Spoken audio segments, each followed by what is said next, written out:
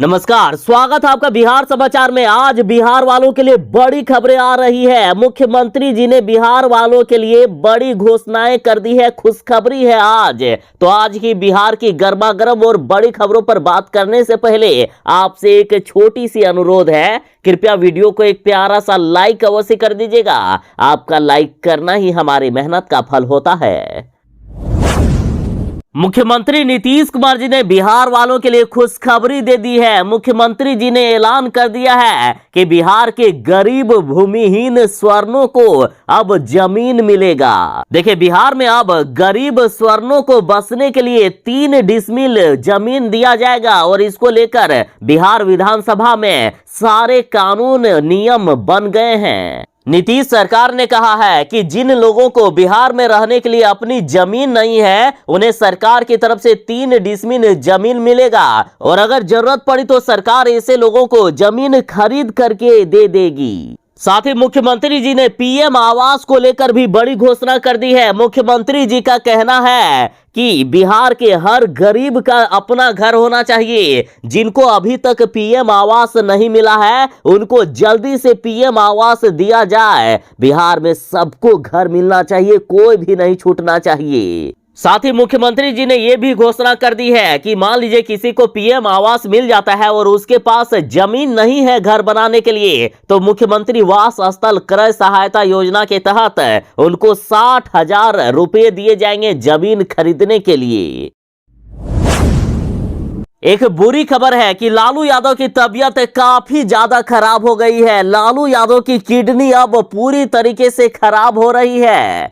लालू यादव की किडनी का इन्फेक्शन लगातार बढ़ता ही जा रहा है। अब डॉक्टर भी कुछ नहीं कर पा रहे हैं और लालू यादव की इस तरह से तबीयत बिगड़ते हुए देखकर लालू यादव के दोनों बेटे तेजस्वी यादव और तेज प्रताप यादव भी रो पड़े हैं। तो वहीं लालू यादव के समर्थकों में मायूसी है और इधर रोते रोते तेज प्रताप यादव ने केंद्र सरकार से मांग किए हैं कि लालू यादव की उम्र और उनकी लगातार बिगड़ती सेहत को देखते हुए अब लालू यादव को रिहा कर देना चाहिए, क्योंकि उनका स्वास्थ्य अब हर दिन बिगड़ता जा रहा है। बता दें कि लालू यादव की जमानत याचिका की सुनवाई 1 अप्रैल को होने वाली है और कहा जा रहा है कि 1 अप्रैल को लालू यादव को जमानत मिल सकती है।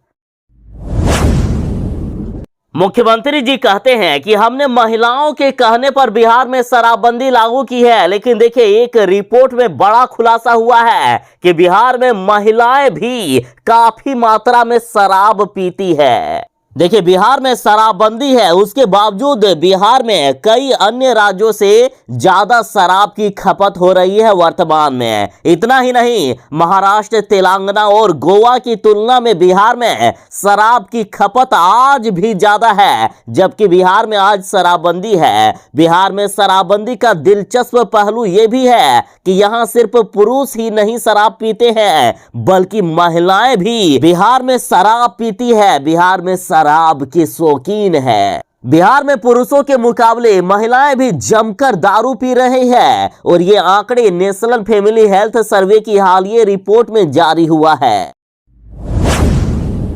बिहार के शिक्षा मंत्री जी ने बड़ा ऐलान कर दिया है कि बिहार में 40,000 से भी अधिक प्रधान शिक्षकों की बहाली निकल गई है। जल्द ही आवेदन करें यदि आपको शिक्षक बनना है तो। देखिए, बीपीएससी ने बुधवार को प्राथमिक स्कूलों में प्रधान शिक्षकों की नियुक्ति के लिए अधिसूचना जारी कर दी थी। 40,000 से अधिक हेडमास्टर शिक्षकों के पदों को भरने के लिए 28 मार्च से आवेदन मांगा गया है। आवेदन 28 मार्च से शुरू हो रहा है और अंतिम तारीख 22 अप्रैल तक रखी गई है। और सबसे बड़ी बात तो ये कि इस फॉर्म को वही भर सकते हैं जो बिहार के निवासी हैं। तो आखिर कौन इस फॉर्म को भर सकता है? तो देखिए, सबसे पहले तो आपको ग्रेजुएट होना पड़ेगा और साथ ही डीएलएड, बीएड, बीटी, बीएएड या बीएससी एड या बीएलएड उत्तीर्ण होना अनिवार्य है। और एप्लीकेशन फी की बात करें तो देखिए, जनरल ओबीसी वालों को 750 रुपए लगेंगे और अदर कैटेगरी को 200 रुपए लगने वाले हैं।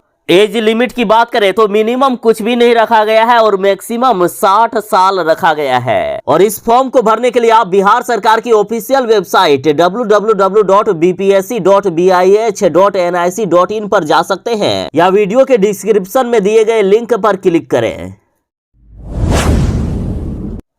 साथ ही पप्पू यादव ने कहा है कि बिहार में अंग्रेजों के जमाने से भी बुरी स्थिति हो गई है। पप्पू यादव ने कहा है कि बिहार में हर तरफ इंस्पेक्टर राज है, विधायक की औकात नहीं है कि सरकार से कोई सवाल पूछे। आलम यह है कि बेतिया से लेकर नालंदा तक लोगों की हत्या हो रही है, मधेपुरा से लेकर भागलपुर तक, और बांका में जहरीली शराब से लोग मर रहे हैं, लेकिन सरकार तमाशा देख रही है। पप्पू यादव बोले कि बिहार में दिन दहाड़े बेकसूरों को भी मारा जा रहा है, लेकिन ये सरकार कुछ नहीं कर पा रही है। उन्होंने कहा कि जो आज बिहार की स्थिति है उसमें कोई सुरक्षित नहीं है, अंग्रेजों के जमाने से भी बुरी स्थिति है बिहार में। पप्पू यादव ने कहा है कि बिहार की ऐसी स्थिति है कि बालू माफिया ने मुखिया पति को बम से उड़ा दिया, 8 साल की बच्ची को बलात्कार करके मार दिया। अमरपुर में लगभग 50 लोग शराब से मर गए हैं और वहां के डीएम कहते हैं कि हार्ट अटैक हुआ है। पत्रकारों को ये सरकार जेल भेज देती है। अफसरों की ओर से बिहार में आतंक का माहौल मचा हुआ है। मुकेश सहनी को बीजेपी ने बहुत बड़ा धोखा दे दिया है। मुकेश सहनी के सभी विधायकों को बीजेपी ने अपने पार्टी में शामिल कर लिया और अब मुकेश सहनी से इस्तीफा मांगा जा रहा है। कहा जा रहा है कि मुकेश सहनी जी आप खुद ही इस्तीफा दे दीजिए। तो इस पर मुकेश सहनी ने कहा कि चाहे कुछ भी हो जाए लेकिन नहीं दूंगा इस्तीफा, मंत्रिमंडल में रहना है या हटाना है इस पर नीतीश तय करे। मुकेश सहनी का कहना है कि मंत्रिमंडल में रहना है या हटाना है ये मुख्यमंत्री का विशेषाधिकार है, हम संघर्ष करेंगे।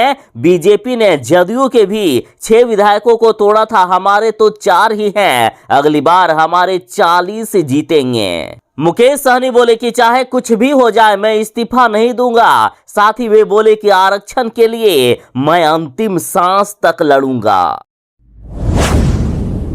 कहते हैं ना कि हमें तो अपनों ने लूटा, गैरों में कहां दम था। कुछ ऐसा ही हुआ है मुकेश सहनी के साथ।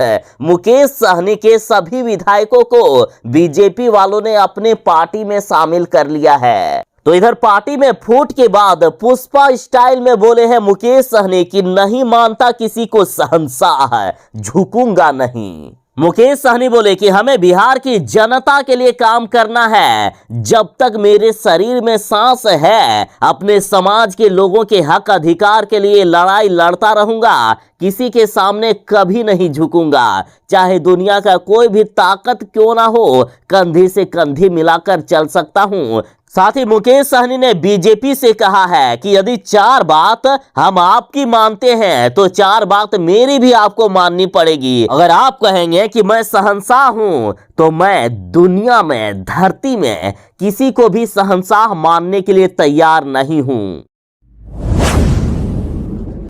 आरजेडी ने बड़ा ऐलान कर दिया है कि जिस तरह से बीजेपी वालों ने मुकेश सहनी के पीठ पर खंजर भोंका है, जिस तरह से मुकेश सहनी को धोखा दिया गया, अब वही हाल जीतन राम मांझी का होने वाला है। आरजेडी ने कहा है कि मुकेश सहनी की तरह जीतन राम मांझी को भी बीजेपी वाले बर्बाद कर देंगे। जीतन राम मांझी का भी वही हश्र होने वाला है जो मुकेश सहनी का हुआ।